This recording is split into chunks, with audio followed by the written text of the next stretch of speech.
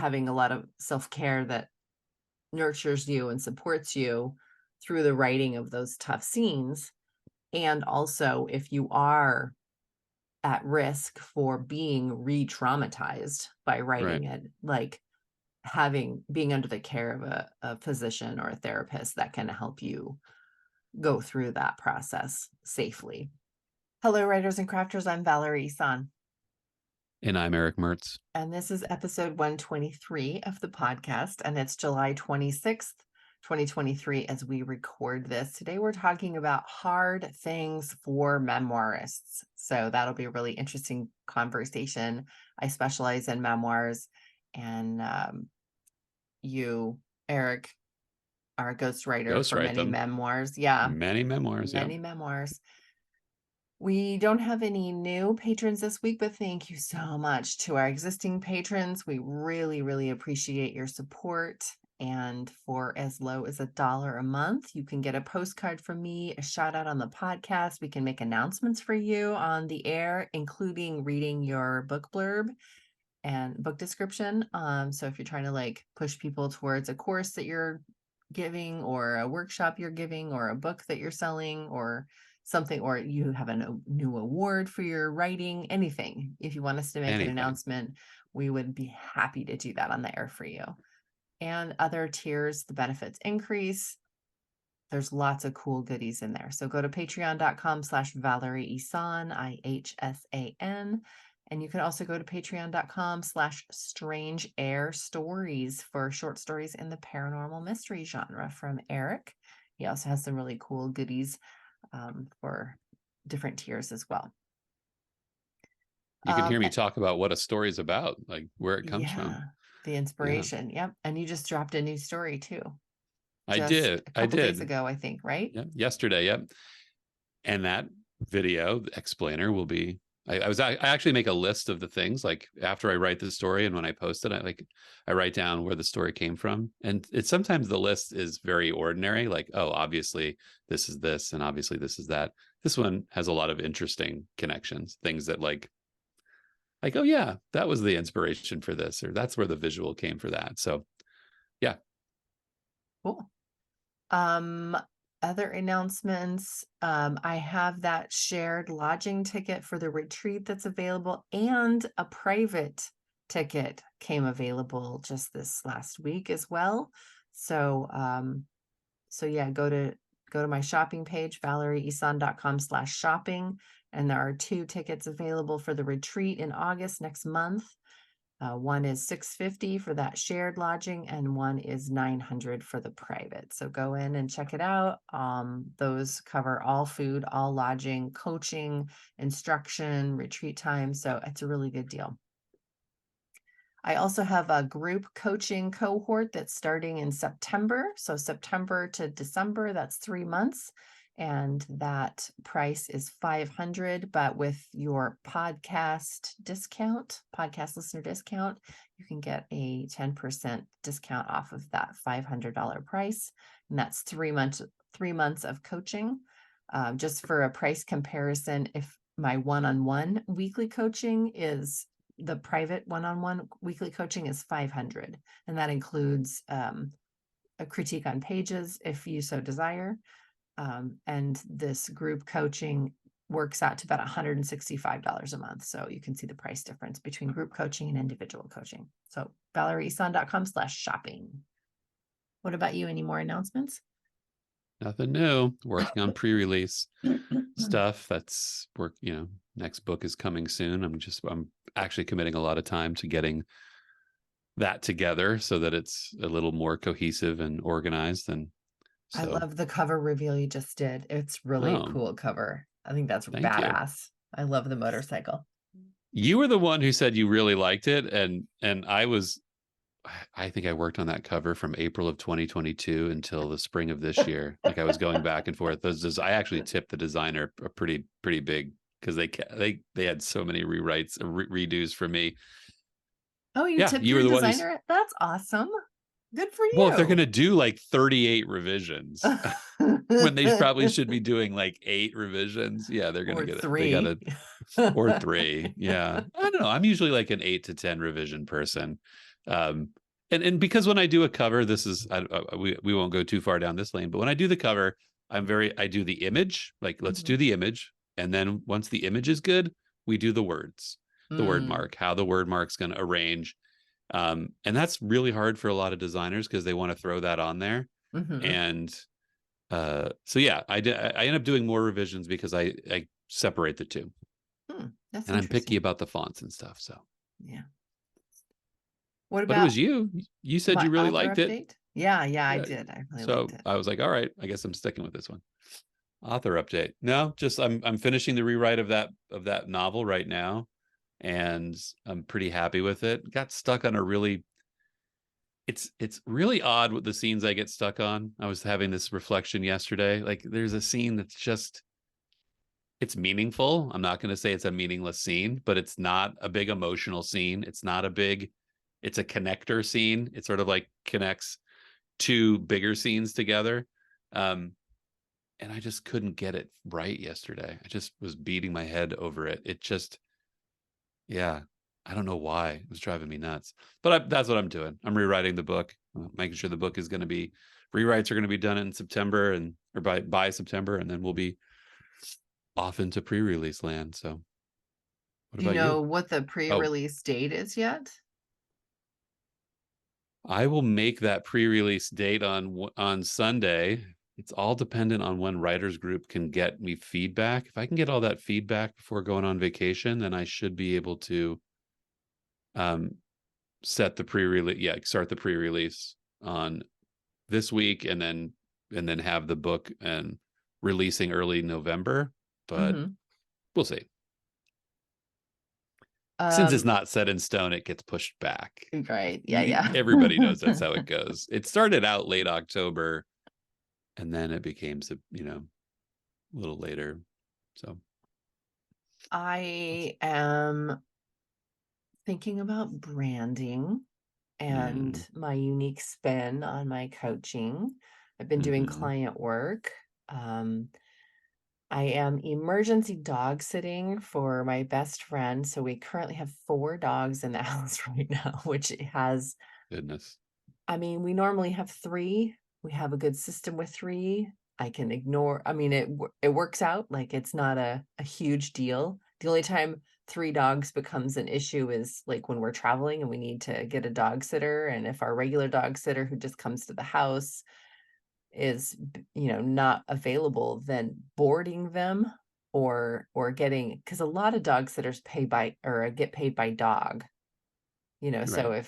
so the standard is like, here's my base, like staying overnight fee plus, $10 or $15 for each additional dog. So that Right. it can get really expensive the more dogs you have. The one that we use right now, she works full time, but she just likes hiking and she likes dogs. So she'll just come over, and she lives with her sister. So it's great when she gets a chance to like be by herself, and it's just fun for her to come and house sit. So she doesn't charge us the standard rate. It's more like half that. So we like her because Keep it's her, less yeah. expensive.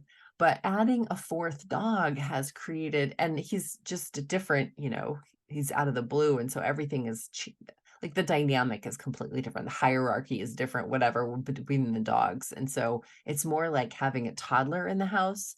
I have to be on constant like alert and kind of not necessarily follow them around, but kind of, make sure there's no scuffles, make sure there's no like fighting Right. over food or toys or whatever. And it's another small dog. So the big dog is like batting him around. I have to, anyways, it's exhausting and taking up a Yeah. whole bunch of time. Sounds like it. So that's thrown my writing schedule completely off. I've had plans to do lots of stuff and haven't gotten to a lot of it because of the extra dog. But I'm still Poor extra reading. dog. I and I finished Rich's F and the A Most Agreeable Murder. I'm reading Wildwood Magic and I Will Make You Rich by Ramit something. I forget his last name. Starts with an S.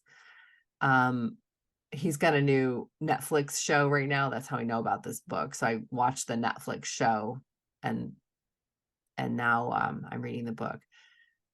but I also have another library book that I have borrowed. Like it came up for my holds. And so I clicked, yes, I want it came up. And so I said, yes, yes, yes, I want this. But then it only gives you like 13 days to read it. And I was Yep. so far into the novel that I'm reading now. I mean, often I can just like set it aside and like let this interrupt and jump this, but I was too far into the novel that I'm in. Like I didn't want to, it would have been weird. I'm like a third to a half in. So I'm fully Right. immersed in the story and the characters and the plot. I felt like in this circumstance, I couldn't set it aside and start a whole new one. Like it would have been too just like jarring. I don't know. So I'm trying to hurry up and finish this novel, which I kind of wanted to like. It's the new Willa Reece one, Wildwood Magic, and it just released like yesterday or last week maybe. So I had pre-ordered it for a long time. So I was looking forward to it. So I'm kind of sad that I'm like rushing through it and not Right. taking as much time with it. And then I had another book that just released that I got from my bookstore yesterday too, but I can put that one on hold until it's the new Heather Weber one, which she's my like new favorite author. But and she writes like women's women's fiction, women's paranormal. How do you say that? Paranormal women's fiction, I guess. Yeah. Yeah. So that's Whichever the kind of a main genre is would genre. go first, I would guess. Like Women's whatever's the paranormal. like, I yeah, would women's say paranormal it's women's fiction. It just happens to have like a little something, twist of that. Yep. It's almost Yep. like magical realism, but not, Right. it Yeah, it's not borders a little realism too magic. closely on fan. I often didn't know what the difference was between fantasy and magical realism, but I think the difference is in fantasy, there is a world that exists where this happens on the regular, whatever that Yep. this is. And magical realism is it's this contemporary world, I mean, or historical, I suppose, but it's this world that we live in, and there happens to be somebody that can do something special. That's That's how right. I differentiate it in my mind. Would you say that's Yep. accurate? That's what I would say. It's like urban fantasy is sort of like a spin on that too. Like urban fantasy being this is our world. It's just there's werewolves or something. Like, yeah, magical realism is this is the world you live in, But and there's urban a little bit of magic. fantasy is more like it takes place in a city and it's gritty. It seems to be a little Yeah, bit yeah, like, yeah. it has different tropes and different like Right. But it would expectations and be stuff. like it is the New York that you know, or like Jim Butcher's series. It's the Chicago that you know, except in this Chicago, it's got this. But whereas like a fantasy would be Mhm. like something where like a world, a different world where there's werewolves or something. So then Yeah. I don't know the difference then between magical realism and paranormal then. Well, it's the difference between magic and paranormal. I think Paranormal magic is is, like ghosts and stuff. yeah, I think paranormal is the unexplained, and magic is like a system of magic, like a system of usable magic would be magical realism. So if somebody happens upon a spell book and figures out how to use it, that's magic. But if someone happens upon a ghost, this magic I think implies like a system that the user knows how to See, I always manipulate. thought magic, like witches, whatever, like that falls under fantasy or I think or there's so much like these are circles that are not exclusive of each other. I think there's a lot of overlap, and I think a lot of it is like tone and branding. Like magical realism is probably a lighter tone, like you described with urban fantasy, even though it's contemporary setting with an element. It's grit. It's implied that it's grittier. Fantasies imply. It implies a little something, but there's so much overlap between yeah, them. I wouldn't call magical realism light because that's like 100 I Years always of think of it as Solitude lighter. is very literary. It's Oh, not that's light true. reading That's at true. all. That's true. That's true. I didn't think Isabel of that. Allende is not light reading. That's true. Well, I meant light. It's not like okay, I'm all wrong now. Like I just said that, and I'm like, nope, no, no. That's take the L word out of there. It's not light. Um, Anyway, what are you reading? I've burned through, but like I finished Dead in the West by Joe Mhm. Lansdale. I mean, I already forgot what that book was about. No offense, Joe, but like it just wasn't. I could just say it was like, I knew how, when I picked it up, like, I know how this begins and ends. Like, I just know. Isn't he the It guy just that didn't, wrote the Hap and Leonard books? I don't know. There was a I know his show. name. I know his name. So then I picked up Ronnie Stinger, who is a Willamette writer. She just released a novella called Fuzzy, in the Rewind or Die series. It was really interesting. It was fun. It reminded me a lot of like back in the day when you'd go to the video store and you'd just grab VHS copies of weird horror movies and put them on, and they'd be all fuzzy and buzzy. And it was fun. It was really great. There's a series of books called Rewind or Die, and there's like 35 of them. She's like number 34 in the Wow. series. So yeah, it's pretty good read. And now I picked up, this was my like library hold forever. I picked up The Burnham Wood by Eleanor Catton. Um it's interesting. I don't know how much, if I'm loving it. Like, I started reading it last night. It's about like a farm. It's like kind of a intentional community commune farm in New Zealand, and basically there's like this bridge goes out where like that brings in all the goods to this area. So Hmm. now this like struggling intentional community has an opportunity to really make a name for itself, and like now this like community is going to need them instead of shipping their goods in. And I don't know, like I read the first bit of it and I was like, okay, this is well written. I don't know if I'm hooked yet, but Hmm. um, yeah, it's pretty big demand. Stephen King had a lot of great things to say about the book, although again, I don't know how much. Stephen King says a lot of great things about a lot of great books, and then I think like he doesn't read 60 books a week, because that's what he's blurbing on. So I wonder how much, like, just wonder how many of those books he's actually read, Hmm. or how many of those are just like publicists, the work of a publicist. I But don't know. I alas, hadn't thought about it. it's okay. It's okay. I'll see. We'll see how it goes. But there's the stack got bigger because my mom works at a bookstore, and she just Right. brought me back like, you know, a snow day's worth of books, and it was like, when am I going to read all these? So that's a good problem to have. Alaska, Mexico. You're going to be traveling a lot. So airports, Gaines, that's where you're going to be reading them. Gainesville, Florida in October. Oh, So what are you doing in Florida? my cousin lives in Florida. He Okay. lives in Gainesville, and he came out last year to the Lovecraft Film Festival, and he has a music festival he goes to every year.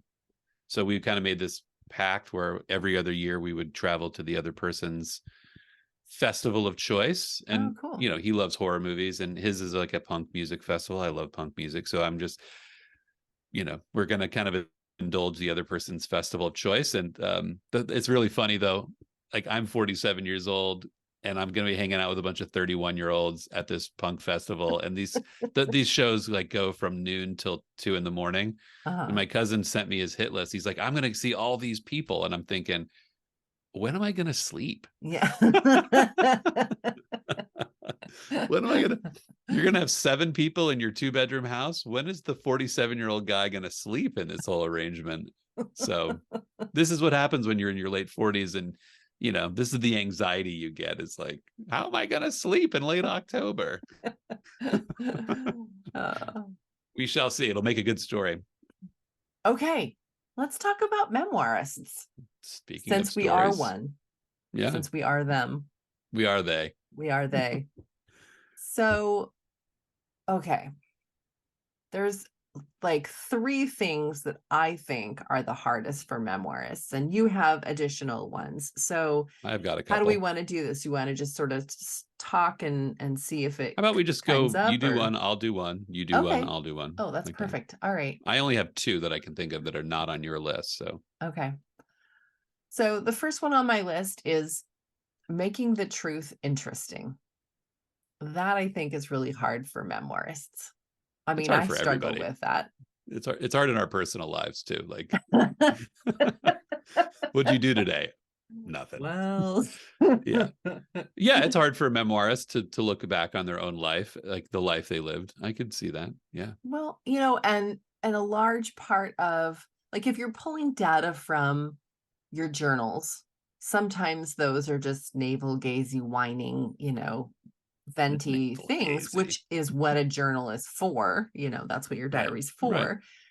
So making sure what you're putting in the memoir is not going to be just that. And I think, and also, you know, if you're borrowing from the literary form and you're trying to have like an inciting incident and the midpoint and the rising action and the, you know, so if you're trying to make it look like that structure wise, mining those memories that will allow you to, you know, have that tension and pacing that you're wanting for this literary form that you're creating for other people to read. I think that is hard because you can't, you know, make shit up. Like it has to actually happen. So taking what actually happened and writing it in a way that, you know, presenting it in a way that is enticing and hooky and have good pacing and tension. So I think that's hard to do or And I think can it's hard do. for people to see the forest for the trees, you know? Like it's hard to you live this life Mhm. and you know, like I have a memoir in me. Like I've had some interesting experiences in I actually think I want to write a memoir about my life in social work because it was as a man, Mm. it's an interesting, it's different, you know, and Mhm. it's been and I kind of was at the forefront of things. And there are times when I can stop and say, like, I was a part of some interesting movements and things and had some interesting things happen to me. But then there's days that I look at it and say, I just worked a job like Yeah. 50 other people that I was in an office with. Drudgery. Yeah, so it's like having seeing things for what they really are, like that you are unique can be really hard for people. I Just to get also, that perspective on yourself. yes. As the ghostwriter, that's where I usually empower people is to say, no, this is interesting. This is not just any old thing. I also think that sometimes when we're writing about a topic and we are showing examples of this character in this doing this thing in this situation, it's hard to make it not episodic. Yeah. This happened Oh and then yeah. this happened and then this happened and then this happened and not have it having that increase in tension that we talked about. But knowing, I guess what I'm trying to say is editing that down so that you're not showing 5 instances of this same type of thing happening. Like that's boring. Right. Like Yeah. you can do 2 scenes of this happening and the reader will get it that this is an ongoing thing and that this wasn't an aberration. This, you know, more stuff like this happened too, obviously. But you've got to, like, you know, like in a screenplay, you have to narrow it down. You can only Right. do it for like 90 to 100 pages, really, you know, or 90 to You have to answer 120. Yeah, you have to answer the question of why this scene. You know, Mhm. if you spent your entire summer doing something and that's part of your memoir, you can't show every day that you got up and went and did that thing. You have to choose the instance that was the most interesting of all of those or represents all of those. That's kind of hard, I think really hard for people Mhm. is like, yes, you spent years as a parent in whatever, like I don't know, I don't want to make something up. What what was the theme and what give me a story that is that moment in your life elevated, that time in your life elevated, when was it the most powerfully on display? Mhm. That's it's hard for people to get, I think, because they see Yeah. the gray. Mhm. So yeah, making the truth interesting. Yep. Yep. And that comes down to word choice and pacing and Yep. again, just the Yep. way you present it, even if you've picked out the things that you feel like are the most important and the most vitalized. Yep. So you can put that on the page. But yeah, trying to make the truth interesting. I think that's hard. That is really hard. What's another one for you? So in the business side of it, you know, I work with people. This is what I'm hired to do often. And I think what's hard for people is thinking of well, it's understanding that a book is a tool that you publish. It's something you use in the publishing career. And I didn't want to say like it's commerce, but I guess that's what I should have just said. Like, it's commerce. Like, if you're The going to hire me, commodity, yeah. yeah, if you're going to hire me to write a book, you're going to spend a lot of money. And I am, I'm really keen with people on, this isn't just cute and fuzzy waste time. Like, you're hiring me. Let's make this book good. And let's think about reaching your audience. That sometimes when I say, like, who's your audience? How do we reach them? And have those conversations, it's hard for people to get their head around. Like, they either have a very limited idea of what the audience is, or they have this like grandiose idea for it's all women. Like, it's not all women. Nothing Yeah. is for everyone. Mm-hmm. And so it's like, rare are the people in the middle who have a sense of who they're actually talking to. And yeah, I think that goes for all writers, but especially memoirs.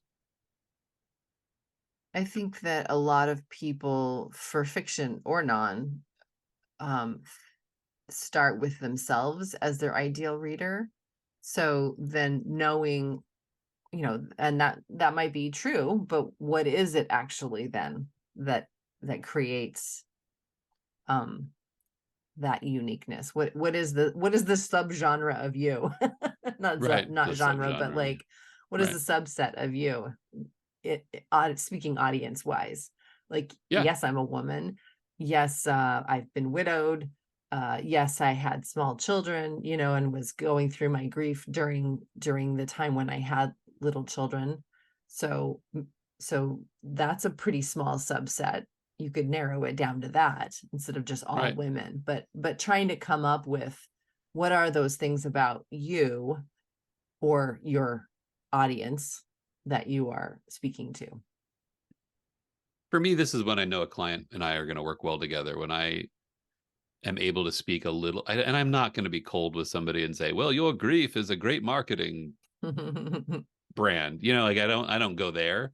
But when somebody understands that, okay, you're telling me your story involves grief. Grief is there's a lot of people that read about grief, whether people, even people who aren't experiencing it acutely right now. There are people who are like very interested in that topic. um you're reaching out to them. Mhm. Yeah, it's a touchy thing. And then the other side is where people are, yeah, the everyone people, or the people who are like, well, this is going to be a bestseller, and they're like, they don't want to tell an honest story because they are marketing the book before they actually write it. That becomes, the marketing gets in the way, and it's hard for people. Marketing gets in the way. Another one for me is reliving the past. So when you're writing your memories of, say, a traumatic event, new, stuff, new and old stuff gets brought to the surface, and that's uncomfortable or, re-traumatizing in some cases. So that's very hard. And sometimes, so on one side of the spectrum, it's hard and uncomfortable, and so you don't want to go deep and write that because you don't want to relive it. And then on the other side of the spectrum, it's like that's where the re-traumatizing happens, and it's kind of unsafe for you to write it at that moment. Yeah. So knowing what tools to use when, you know, if that comes up for you when you're writing. Yeah. And Yeah. some people just don't want to, don't, and this happens in fiction too, actually. If you really love your characters and you feel empathically connected to them, you don't want them to hurt or go through, trauma. Right. But that's what makes fiction interesting. You have to put them in their worst possible moments so they can change, and have that be a rewarding read for the reader. And in memoirs, it's, I mean, kind of the same thing. Like, the reason I read memoir and the reason I like that genre is because I want to well, in any book, like I want to connect, I want to be the character in the book. So I want to feel connected to them, and I want to share their journey in a way that I feel everything that they feel. And so Mhm. if you're not going deep enough and putting yourself on the page enough, then it's not rewarding for me as a reader. Like I'm not getting it. It's just sort of it's generic, you know? Yeah. So it's hard to, as a memoirist, go deep enough to, you know, have that bond with the reader, being real enough on the page and vulnerable enough that the reader gets it and feels it too. But, you know, that's hard. It's icky. You don't want to go back and feel that shit again. I'm swearing a No, lot on this podcast. I'm not going to be you able to are. say Yeah. clean. Ah, You cannot mark it clean. Yeah, I agree. I don't actually know what else I can say. I mean, I think you said pretty much everything that I would say, except that in the long run, I think this is just a cultural conversation that just is is increasing. Probably 15 years ago, trauma was like a niche topic, and now I feel like it's just becoming, people are just talking about it more. And so I think the relationship to it, in reading and writing, is gonna evolve as well.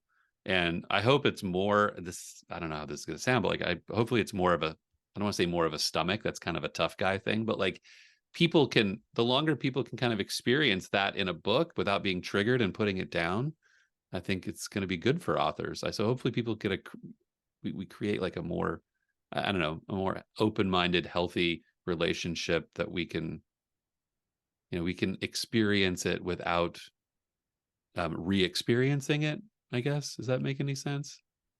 kind of. Yeah.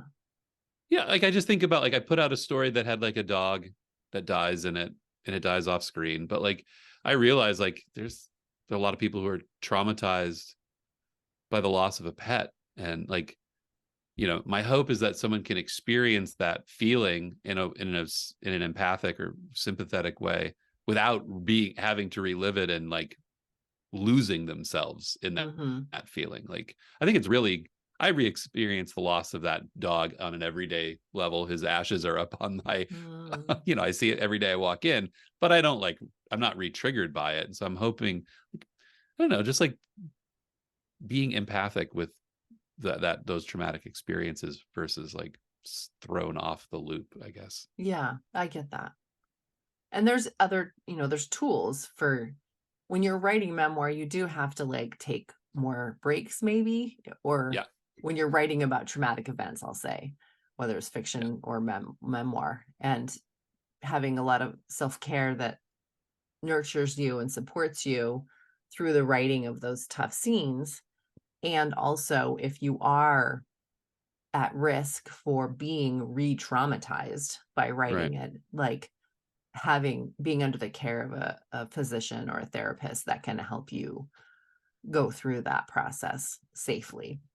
As your ghostwriter, I sometimes end up being that therapist. It's Mm, a proxy job sometimes, And mm, I feel like I've had people pull back and say, "You're not my therapist. This is not." And I tell them like, "Hey, we're just talking, and I'm not. Yeah, I'm not going to offer. I don't have solutions or strategies. mm-hmm, I'm just telling a story. But telling a story is therapeutic. So, mm-hmm. um, I'm good at anyway, listening. yeah, Yeah. I try. Do you have another one? I do. I think it's the challenge is getting it right.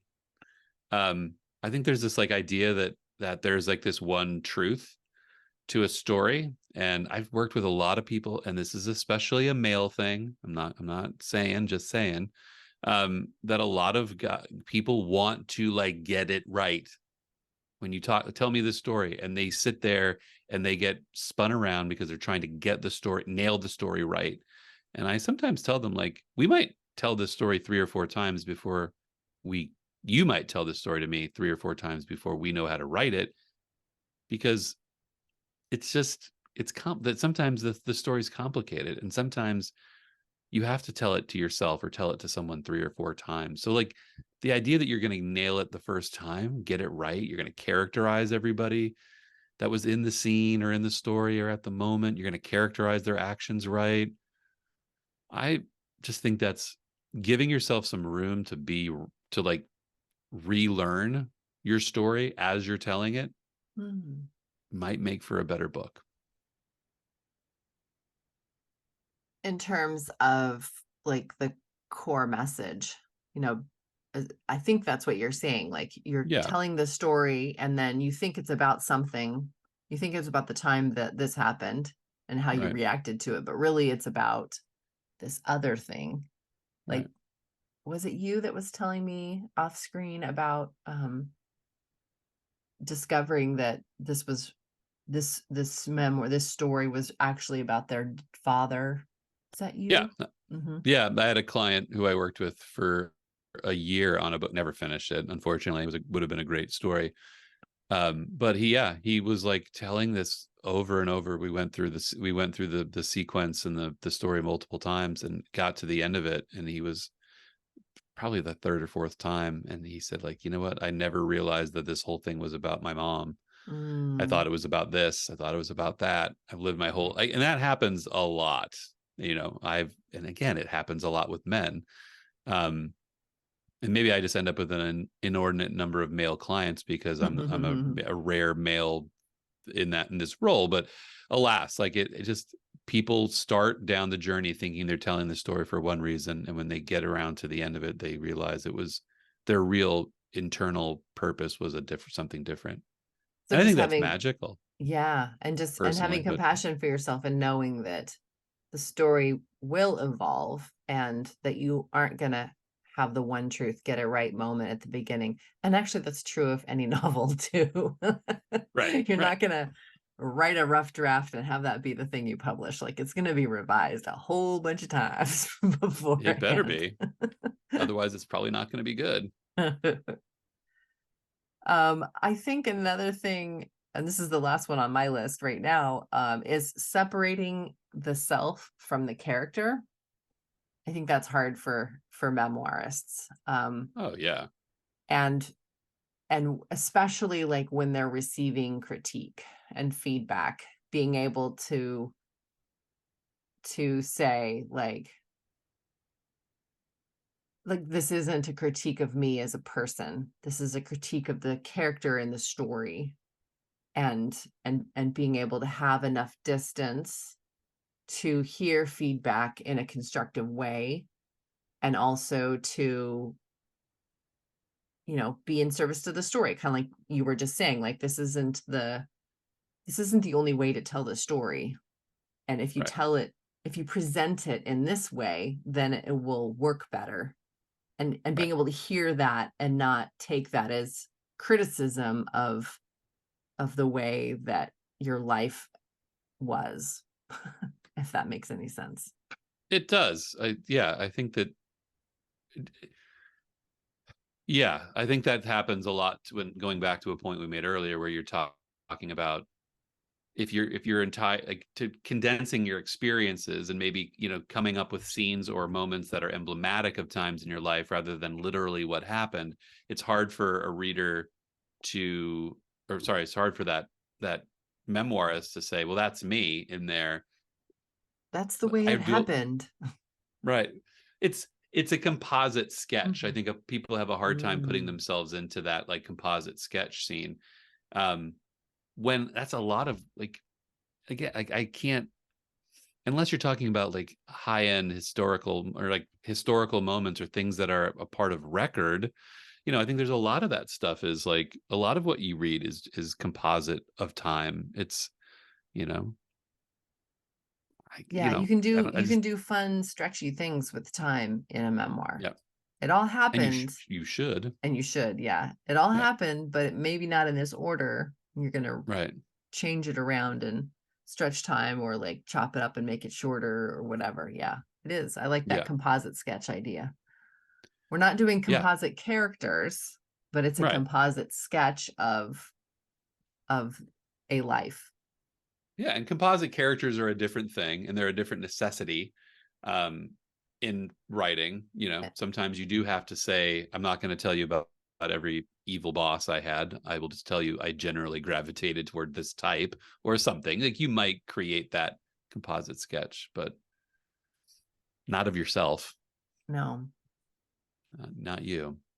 So yeah, hard things for memoirists. We Really hard. understand memoirists. So if you have a memoir project and you want either one of us to help you out with that, then we know how to direct you. And you know where to find us. Yeah. Because you're listening. If you heard that, you know exactly where to find us. Yeah. Was there anything else that you had in your hard things for memoirists list?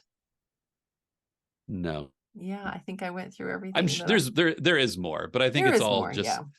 It's all, these are the umbrellas. These are the big issues. And then I think everything branches out of this kind of stuff. Like, you could get more granular, but it's not necessary. Like, I think if you identify anything under these headings, then yeah, that's, and I don't know what the answer, I think the answer is different for everybody. We could probably do another show about what are the answers to these difficult questions. Yeah, it's challenging. But it should be. I can't imagine a well-written memoir or a memoir worth reading is easy to write. So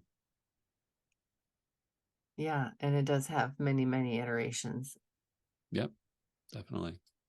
Well, thanks for talking this through with me. Absolutely. I think it's really This was a blast. interesting, and I love that. Sometimes we talk about subjects, and I don't know. You're talking about a subject that I don't know a lot about, so I have a lot of questions for you, and Right. I kind of picking your brain, and vice versa. But this was fun for me because we both know so much about writing memoir. And so I thought it was really fun to talk shop with you about it, Absolutely. And I'm sure we're going to hang up and move on in our days and come up with 3 more things that we could probably add to this list that are bigger headings. Blah, blah, blah. But just like most things, it's a big topic. All right. Well, next week we will be interviewing Jane Rosen. She's an author that used to be a screenwriter. So we talk a lot about going from screenwriting to published author of novels. So that's a fun interview. I think How did she do it? How did she do it? So join us next week for that. And yeah, we'll see you next time. See ya. Bye. Take care.